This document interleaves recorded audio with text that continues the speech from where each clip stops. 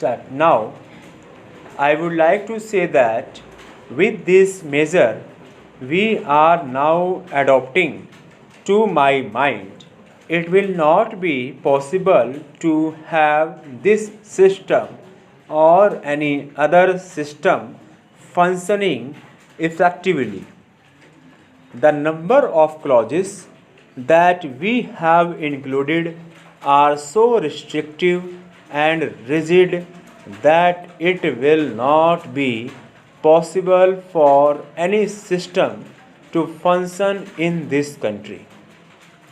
If at all it is able to function, it will be able to function with a lot of difficulties. It will be said afterwards that the industrial sector, particularly the private sector, has not been able to deliver the goods. I would like to warn the government that if anything happens in the future in which industrial production or production in the private sector has not gone up, it would be not because of any lack of efforts on the part of the private sector, but because of the measure that we are now adopting. I have mentioned several times how this particular bill is very restrictive and how it will hamper the normal growth of companies in this country. It is a pity that when we are on the threshold of the second 5 year plan, such a measure should be passed in this House. I would now like to make a few observations about the speeches of some of the honorable members here. Sri Ashoka Mehta justifies the restrictions of managing agents by saying that managing agents are no longer the main source of finance. He also argues that profits have been high and will continue to remain high, and therefore he would like to see the managing agents being paid on a sliding scale. He is in the habit of referring to a number of books and making quotations from a number of them published in America or in other countries, and particularly by some of the professors. I would also like to mention to him that even when companies are floated, it requires a certain amount of confidence amongst the investing public, and it is because a particular firm is managing a particular company that this confidence is created in the investigating public. Even there, as the Honorable Finance Minister has said, there is a sort of overall tight control. New banks and insurance companies are not floated nowadays. What you have are the few banks which are existing and the few insurance companies that are existing.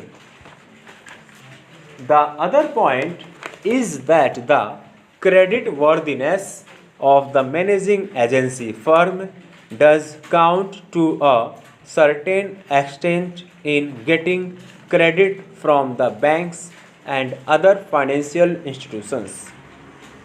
Yesterday, it was mentioned by my honorable friend that the crux of the problem is the question of payment of remuneration to a particular managing agency system.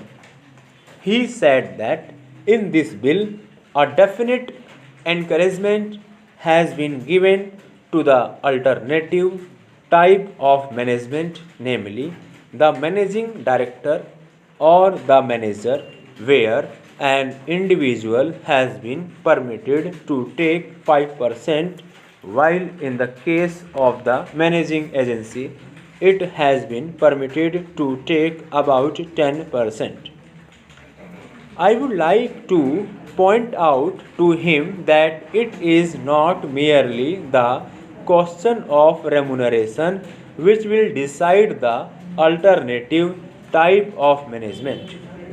The remuneration is not a very important thing unless and until you allow a certain amount of flexibility for any system to function. It will not be possible to evolve any other system to take the place of the managing agency system. In spite of so many shackles, you may find that those few business houses which are carrying on now may have to carry on the present basis. You may not find many new people coming in the field. Several times it has been mentioned in this house why the business community has not prescribed for itself a code of conduct. In this connection, I would like to point out that a degree or diploma is essential for the profession, and in case of violation of the code, sanction should be provided by it to prevent a person from practicing the profession. Today, even Ashok Mehta and Sri C.C. Shah can set up a grocery shop and become businessmen. Nobody lays down any condition for starting business, and nobody can prevent others from continuing it. But I would like to point out that with regard to the code of conduct, there is a certain amount of ethics, and there are certain standards and traditions on which business houses function. If a particular firm has not got proper ways of managing its business, you will find that business houses will find it difficult to function, and it would be difficult for it to command the confidence of the business community. It would not be possible for it to function as effectively as a firm which has proper ways of managing its business. That is sufficient as a code of conduct. It is not possible to prescribe a certain code of conduct in the manner it has been done for the profession in general. In conclusion, I would like to say a word in regard to employment with which I have been dealing so far. According to the figures supplied, the number of displaced persons from Bangladesh employed through employment exchanges is only 37,000. This is very meager compared with their total number, which comes to 32 lakhs according to the official figures. This is with regard to Bangladesh refugees.